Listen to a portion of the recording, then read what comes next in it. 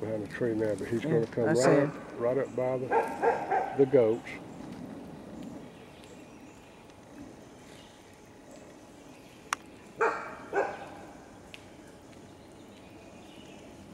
And he's very, very aware of the goats.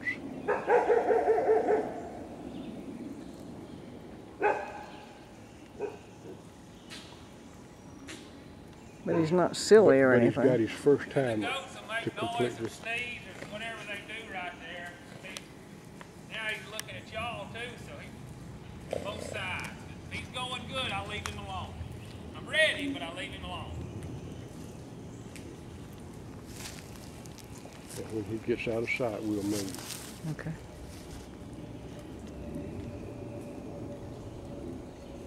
It's nothing. We just cut a trail just for trotting to build our horses up.